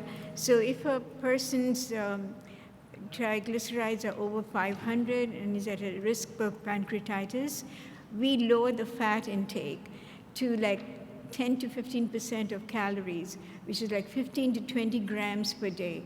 But when you're lowering the fat to that extent, you can't really raise the carbohydrate intake because that will also have an effect on triglycerides. So what we do is keep the fat very low, the fat from the food, and make sure they get enough, the essential fatty acids, but 4% of the calories, the alpha-linolenic and the linoleic acids. And we have to get some more calories in for the patient. So what we use is the MCT oil, the medium chain triglycerides. You have to be very careful when you prescribe this medical food. It's a medical food. It's not something that's advertised on the internet, because a lot of people are advertising. They advertise coconut oil to be rich in medium chain triglycerides. The medium chain are the caprylic, which has 8 carbon atoms, and the capric, which has 10 carbon atoms. So those are the only 2 fatty acids should be present in that oil. there shouldn't be any lauric acid. Coconut oil is 45% lauric acid, which is a saturated fat. Some people will classify it as a medium chain fatty acid, but it behaves like a long chain fatty acid. So it's a long chain saturated fatty acid that raises the LDL cholesterol. And it goes through the lymphatic system, whereas the C8 and C10 will go directly through the portal vein. So it's very important that patients get that, and you have to write a prescription. Most of the insurance companies will fight it. They won't give it, and so you have to get the person, the physician or the nurse practitioner, whoever is writing the prescription, to make sure that there's a letter attached to the prescription, or they may have to speak to the physician in the insurance company to be able to get a continuous supply of the MCT oil. So make sure if there's weight reduction needed, you have to talk about weight reduction, no alcohol intake at all, total abstention, and at the same time to make sure the person gets what they love to eat. And at times what I do is, if the person is not pregnant or not on insulin, then I would have them go on clear fluids maybe a couple of times a week so that they bring down their triglycerides. And they don't get, otherwise they're constantly having abdominal pain and they're miserable. Their quality life is terrible. They are very depressed. So we try to keep in touch with them. I mean, I've had a patient who had diabetes, was pregnant, who had chylomicronemia.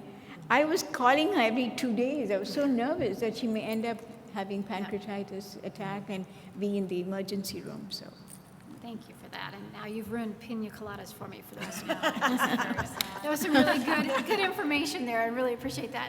Kim, I know, we have talked offline, and you already mentioned this in your talk, but I keep coming back to it because it's something that I see routinely in practice every single day, is the failure to really step in stages A and B, or at risk and pre. And maybe kind of explain to you why you see that, or why we see that in practice, of why we're not stepping in sooner with these folks, especially in that HFpEF population, where some of their signs and symptoms may be miscategorized as being someone who's living with obesity versus someone who's living with obesity and potentially HFpEF or heart failure. Yeah, and I think we've all seen a Jane D come in before, and I didn't even ask the question about how they actually confirmed that her angina was cardiovascular disease. Yeah. And I think part of it is the clinician stereotypes, right? So removing that assumption that because somebody is overweight or a female, that their symptoms are related to their obesity or being out of shape or being lazy or not getting enough sleep. And I think, when I did my clinical rotation with a nurse practitioner, she was probably the best private investigator I've ever seen. Like she just asked questions and got into that. And I think it's hard. I think it's hard in our current healthcare system. Our appointments are fast. So if we're putting this on the primary care provider, because most likely it is on the primary care provider, it's, you have to think about all these things. So how do we set up systems and alerts within our healthcare records? How do we make it easier? How do we build teams around these providers to support them to have these conversations? Making sure education is happening, identification of risk factors, using risk tools to risk stratify, to create a red flag. Because it is hard to, see the forest through the trees sometimes, especially when you have 15 minutes. So I think is one thing we're doing at Sutter is trying to pool some of those risk factors, is looking at GFR, looking at BMI, looking at smoking and risk factors, and how do you pull those in using some sort of machine learning to create a tool or to create a score that says they need this information, they need the education, we need to support the clinicians. My joke was that if these patients, if they've been prescribed an inhaler and never had asthma, and that inhaler moves from the back pocket to the front pocket, then we're missing something because that inhaler is not working. That was actually a really common thing that I saw, and I would love to do a study on it, like the actual prescription of a new albuterol inhaler for patients who end up having some sort of cardiac condition, because I think we chalk up that shortness of breath to asthma because it's so much easier, right? Just take 2 puffs of this, call me in the morning. So there's ways to do that. There's ways to use pharmacy utilization data, prescription refills to say, gosh, either we're not doing this right, and so that's just kind of a side note. That's going to be my hobby. I'm gonna do that one day. And then I think it's supporting these patients in the right way. You talked about support groups. You talked about centers of excellence, right? Like having the right people there who are all there for the common goal. Because again, we also want to pawn this off on other people. Oh, the endocrinologist will take care of it, or somebody else will take care of it. And it really is that ownership job. Although our fee-for-service model, we really haven't set ourselves up for success for that. Thank you. So Helen, regardless of what term we're going to use, whether it's MASH or MAFLD or NASH or NAFLD, what do you think are some of the key drivers or approaches to addressing the risks and potential outcomes of someone and that association with that liver component and that metabolic component in this patient type? Excellent question. And I love how you set it up, regardless of the name. And really, that's the theme, I think, of cardiometabolic medicine, or just metabolic medicine, shall we say. Forget the name. Forget the silos. We really basically don't want to lose the forest through the trees. We don't want to be so concerned in cardiovascular parameters, renal parameters, hepatic parameters, that we want to say, oh yes, but I'm diabetes-centric, so I'm going to focus on, we don't say A1C anymore, it's time and range, right? I want to be focused on really what my job is. We need to expand that, and we basically need to go back to the beginning. And I think we've done a wonderful job with our state of hyper-focused medicine, all these tremendous new agents that are out. We become specialists of specialists of specialists just to be knowledgeable about all these new meds, that we forget to back up and understand that we're all serving the same purpose, length of life and quality of life for our patient. And so we always like to make this kind of tree analogy. Rather than pruning the leaves of a branch of metabolic medicine, be it glycemic control, lipid control, cardiovascular control, renal control, liver control, let's go to the heart of the matter, the trunk and the roots of the trees. Obesity and metabolic maladies grow into and blossom in these different manifestations of different organs, but they all come to a similar root. When it comes to hepatic disease as part of metabolic disease, by whatever other name, it's still a disease. And fortunately, on one hand, we are already starting inadvertently to treat it, because it just so happens that some of the medications that we see good success in reduction, or some of the techniques, shall I say, that we see good reduction of steatosis of the liver, we're already implementing for other uses. Weight loss is the most tremendous thing we can offer for NAFLD and NASH. And that is one of the primary focuses of diabetic management, dyslipidemic management, hypertensive management, cardiac protection, renal protection. So we're getting this side effect buy-along process and helping the liver. Some of the medications that we're already seeing some improvement in are pioglitazone, an oldie but goodie, Actos, a TZD. We're seeing good data with our incretin family of therapeutics, GLP-1 receptor agonists, and moving beyond that to twin-incretin therapies, GIP, GLP-1 agonists. And those products are currently in dedicated studies for looking at NASH and NAFLD. And hopefully we're going to be able to move soon with FDA indications for pre-existing products that are already doing a great job. And then, of course, dovetailing off of that and getting more disease-specific entities. But this really is an exciting time, I think, in that for too long, we have fallen short of really wanting to assess and address these conditions because we haven't had dedicated therapies. Why talk to a patient of their death by 1,000 cuts when we only have one Band-Aid? right? Stop the biggest source of bleeding first. Well, now it turns out that our Band-Aids are pleiotropic, and we're going to spread the love and spread the care and get to the heart of the matter and fix the metabolic maladies.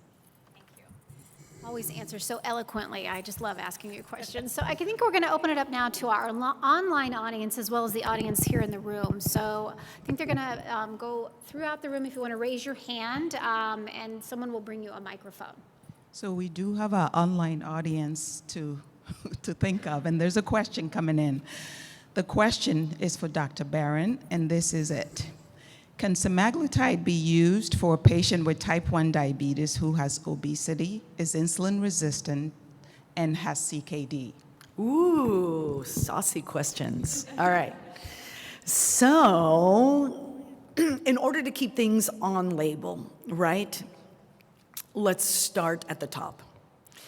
Semaglutide, it's interesting that the individual asked about semaglutide and did not further subclassify it into the 3 different flavors, Ozempic, Wegovy, and Rybelsus. When you look at the product information for semaglutide as Ozempic, it specifically details not for use in type 1 diabetes. Take that for what you will. When you look at the product information for Wegovy, which is semaglutide, but semaglutide for weight loss, this product is independent of diabetes. So you can have type 2 diabetes and have morbid obesity and take Wegovy, semaglutide, for that obesity.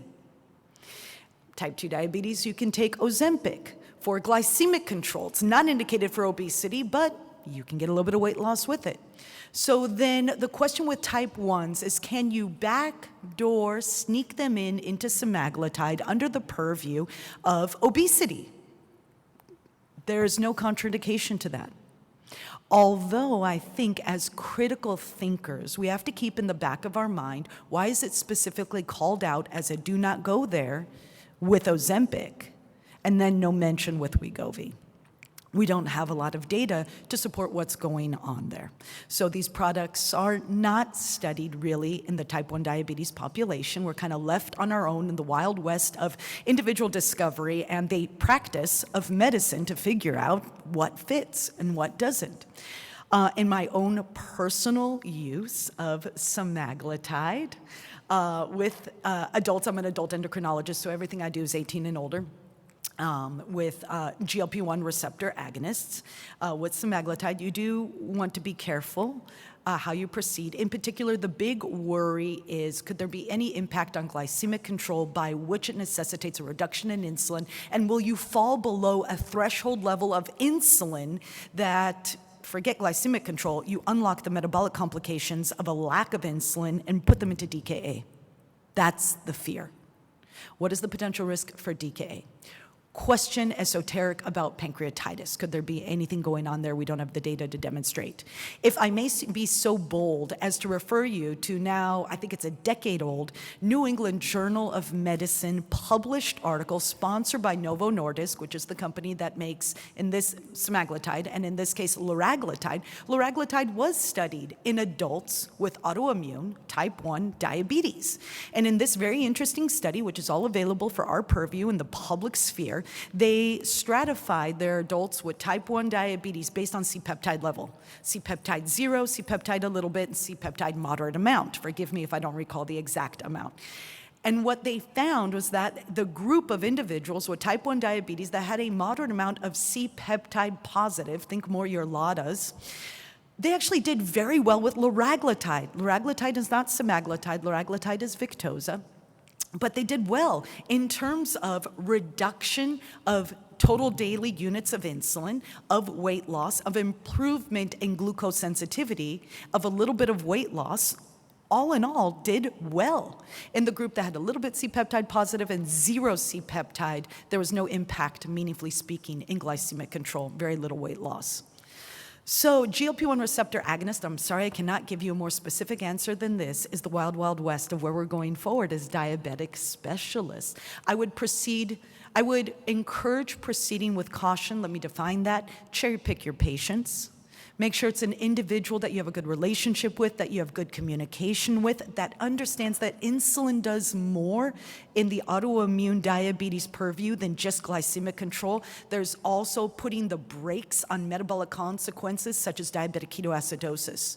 So there's a very fine line between not enough insulin for our autoimmune individuals with diabetes. So there we are, no specific answer. Of course, we are here to help our patients by any means necessary, but I always come back to our first mantra in medicine, which is to first do no harm. Okay, so do we have any more online, or do we want to do? Okay, let's do here in the room. Hi. Kim, this is for you. I noticed when you were speaking that your cardiac rehab doubled in size. And one of my jobs is to help cardiac rehab actually get going, because only like 19% of those qualified for cardiac rehab are actually in cardiac rehab. How are you getting your folks in there? Because there's barriers with copays and the length of cardiac rehab to get people to actually complete the program or even participate. Yeah, that's a good question and definitely a passion of mine. So fortunately, during this time, heart failure was also added as a indication for cardiac rehab, just our HFrEF patients. So that helped us increase our patient volume. A lot of it was the relationships with the physicians. So we actually went back to them first and said why we pulled referral data, and we were able to find out who was referring and who was not. And we just had some pretty frank conversations about why they weren't referring, and a lot of it was around referral turnaround time and communication back to the offices about progress. So we fortunately had a little turnover in our medical director, and I think there's actually an AHA statement which talks about the benefit of a very proactive medical director and your success of your program. And we were very fortunate to have a very passionate medical director who helped us with some of those conversations with some non-believers in cardiac rehab. We also went out into the primary care setting. We changed some things within our EPIC referral to make it a little bit easier to refer, so remove some of those barriers. Before it was all faxing, and we didn't convert over into the EPIC world. And then we also made some modifications to our program. So we had some pretty real conversations with our type A 38-year-old men who needed to get back to work, where before I took over, there was the requirement they had to commit to 36 sessions. So we just said, look, if that doesn't work for you, we were able to just tweak it and individualize it a little bit more for the patient. We did some risk stratification and bringing those patients in, and just talking to them about the benefit of that program. We unfortunately didn't have the physical space to do like a phase 3 or phase 4, because we were in about a 800 square foot space. We fortunately got approval to move into a much bigger space with the plan to continue on or to add on a phase 3 and phase 4 program, and then COVID hit. And that really limited our ability to maximize our space because everybody had to be 6 feet apart and masked. We also increased our class times, or number of classes. So we joined our cardiac and pulmonary rehab programs under one leadership, and we did a lot of cross-training with our staff there, and just continued to promote in the community the benefits. And we actually partnered with a gym locally who was able to implement, using exercise physiologists, a phase 3, phase 4 program. So we then had that continuity there. But you can reach out to me by email and I can share my whole plan. Yeah. Thanks, Great Kim. question. Yep. Hey, Kim, so this question's for you too. So with the heart failure pieces, with the new guidelines, so this question is kind of burned in my head since SGLT2s came out with pieces and how we had to have reduced ejection fractions, but we weren't doing echocardiograms on people with type 2 diabetes unless they presented with generally in the hospital at the time.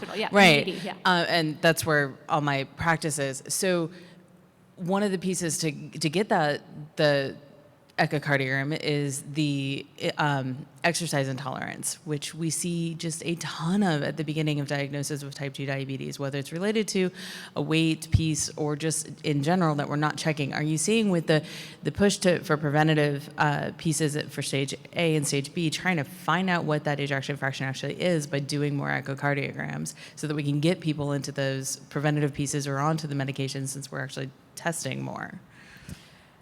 So So your question is, are we seeing more echoes being ordered, or how do you Or just ensure you get people in? kind of a piece of both, because it's a non-invasive test to try and figure out where someone may be, where they may have underlying heart failure that we're not catching because we're just saying that they have exercise intolerance, because they have type 2 diabetes, because they have obesity. It's just that stigma piece that comes along with type 2 diabetes. So within the guidelines, is there any other push to try and do echocardiograms earlier? I think there's a push for discovery, right? So getting to make sure you're stratifying between A and B, right? Like, do they truly have any structural disease? And please feel free to I'll say something after you're done. jump in. But yeah, go ahead and jump in, actually. I'm going to let you jump in. Yeah. Actually, we've got a couple of us have a paper potentially coming out on this topic in general, and we've talked about this, about, to your point, the exercise, it's just intolerance and those types of things because they're deconditioned. But I was in Brazil last week and yesterday working with clinics there, and anyone living with type 2 diabetes in Brazil, which is a very poor country, but they give very good care, gets an NT-proBNP annually with type 2. And I don't see that happening here in the United States. And so there is this push, we're hoping here in the States to say, look, we've got to jump in sooner rather than later, whether it's an echo or an NT-proBNP, but really recognizing when those patients come to us, especially female patients who are working 2 jobs and have all these children and they're tired and they just don't walk as far as they used to because they're carrying 30 pounds extra weight, not writing them off as just being deconditioned. So the more you can do about that and more you can add those into your guidelines within your own local setting and have those conversations, the better off I think we're going to be in finding those patients sooner rather than later. Yeah, use of biomarkers as a bridge. No, that's great. Can I add something? And clinical studies have demonstrated that upwards of 30% of adult patients with type 2 diabetes have heart failure without what we would say classical overt symptoms. Right? We must not continue to write off this concept of overweight, out of shape is the reason that they have a little bit of exercise intolerance. For me, I welcome that. All my patients, really, how much can you walk? How fast can you walk? Are you a little short of breath? Great, let's get an echo. Any type of excuse, because of course, the big thing I'm pushing for is the reason for exam, exercise intolerance, shortness of breath, etc. We try to make it our goal in our clinic that within the first year of welcoming into our clinic, for those patients that appear to be asymptomatic, of course, if they're symptomatic, any overt signs or symptoms of heart failure, that's something else. But for the otherwise apparently asymptomatic, that you think, oh, you're just a little out of shape, don't use that as a dismissive entity. Capitalize on it. We want to think of a baseline echo along with a baseline EKG, that this should be part of the baseline workup of all adults with type 2 diabetes. Now, the problem we have, the struggle is real. You start ordering these echoes, and it's months and months and months before you're going to get it done, where we actually have cardiology complaining to our clinic that we are asking for and ordering too many echoes. And so where then are we finding an equilibrium? Because truly, these individuals have shortness of breath, have exercise intolerance. We are seeing the return that about almost a third of the patients do really have some elements of heart failure as defined by these studies.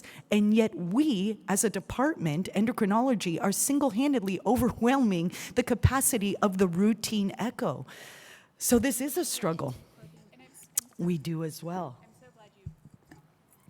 I'm glad you started there or finished there, because that's where I was going to start, and I didn't want to be negative Nancy because I could just hear my cardiologist colleague saying people order too many echoes and we don't get paid enough for them, right? I mean, unfortunately, I know that's like I keep mentioning finances, but thank you. I'm glad you started with that first part, and that's a great question. Yeah. So I have a question for Kim. You talked about rehab. I'm just wondering if in the rehab you include a nutrition component, because we know what 15 to 90% of patients with heart failure have nutrition disorders. Yes, always, always. And nutrition's the number one thing. That's usually the number one thing I would talk about in clinic, right? Because that's the most real, everyday thing people are facing. But yeah, we have a nutritionist who comes in into rehab. We have taped education, we Zoom it, and then we have classes once a week, and nutrition's usually the most well-attended. Yeah. Thanks. Paulina, do we have an online question? Yes, we do have an online question. It is also 4 o'clock, so I just want to say we are going to continue this conversation after we answer this one last question from the online audience. There is almost 100 people online, and we want to give them that benefit of joining us today. After that, we will close the live stream, and then we will continue to these questions in here. And there's a reception, and we can do it in a pleasant atmosphere. So this question is about polypharmacy. We have our patients on a lot of medications. What is the answer for this? Okay. Well, I actually get this question frequently, right? Why am I taking so many medications? Especially when disease state is present, medications are started, improvement in said disease state happens, and the patient replies, "Can I stop my meds now?" And it's difficult. I believe it was Osler who famously said, the only thing that separates man from animals is our desire to take medication. But I tell my patients, look, I will never give you a medication you don't need, nor will I withhold from you a medication you do need. You are not taking too many medications, you are taking just right medications. And if that medication is 0, if that medication is 10, that medication number and list is what we need to do to get the job done. And what is the job? Length of life and quality of life. Now, we say this a little tongue-in-cheek because now we have different guidelines that basically say, independent of glycemic, I'm going to speak from the world of diabetes, independent of glycemic control, consider an SGLT2 inhibitor, consider a GLP-1 receptor agonist, do these things for pleiotropic benefit, do it not just in the moment, but for the medical future. So I really tell my patients, I'm their medical fiduciary. I do better when they do better. And of course, I come from the Palm Springs area, the desert in Southern California. If you weren't familiar with it, it's the land for the newlywed and the nearly dead. We're a big retirement community. And so they really get this concept of planning for medical retirement, putting away our metabolic pennies so that when we do get to retire, we can achieve all of our dreams and not be tied to a dialysis machine 3 days a week. None of us have any time for that. So I tell my patients I'm their medical fiduciary, and I work not just in the here and now to take some of the metabolic benefit for their day-to-day, but to invest metabolic benefit in the decades to come, so that they leave this world with every body part and body function they entered this world with, so that they truly have the retirement of their dreams, so that they are not devastated by a heart attack, or let's call it what it is. Nobody wants a stroke, okay? Personal hygiene is personal hygiene. You want to be able to do it personally. And so these are very real investments that we make. And so, yes, this concept of polypharmacy is there. And I didn't even get into the financial aspect, which is a whole nother ball of wax. But we do what we do to help our patients. Well, and I think in some ways, that polypharmacy is there, and we're just looking at cardiometabolic renal, but I think in some ways we are a little bit more fortunate in this era now that one of those slides that I showed is that with one medication, I might be able to treat 3 or 4 different comorbidities. With another medication, 3 or 4 more comorbidities. So really having that thoughtful conversation, if you're fortunate enough to have a PharmD on your team, have that PharmD do that assessment, really look at those medications and see, okay, if we have enough GLP-1 and SGLT2 on board, can we decrease insulin? Can we decrease some of these things? If I'm treating with this agent, can I take away some of these agents? And really being mindful. And I think, we do a lot of education with our patients and say, hey, you get more bang for your buck with this medication because it's going to treat X, Y, and Z versus 3 other medications. So I think in some ways we're to the point where we have a lot of ways to kind of really look at that polypharmacy and take some really thoughtful approaches to it. So I think that's helpful. And I think also just making sure you're asking what they're taking over the counter, because some people are very attached to their vitamins and whatever other so I think really making sure that you see and lay eyes on all the medications, one, to make sure they're not taking duplicates, but two, how much extra are they taking, which of course, I mean, it would fill you up. You talk about eating till you're hungry or not hungry anymore, right? As you may eat all your pills and be hungry. So I think making sure you're really looking at that as well. Well, thanks to everyone who joined us online, and I will turn it back over to Paulina. Thank you. I want to, before we go, invite our Chief Operating Officer to come up and say a few words.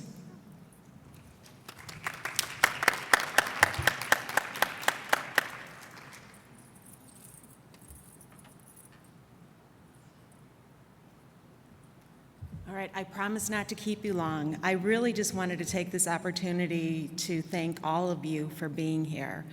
Thank all of you for being part of such a passionate, dedicated specialty.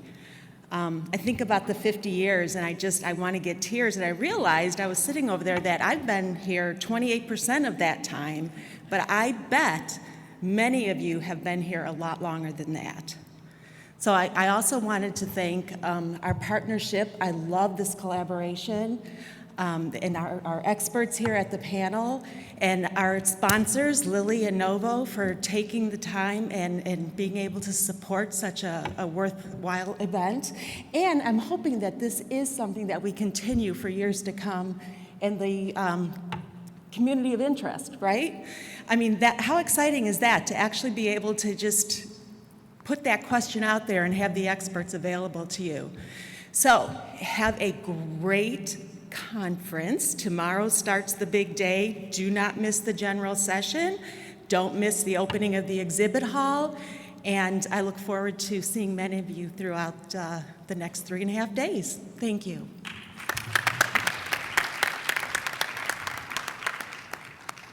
We will now like to invite you to the reception in the back of the room.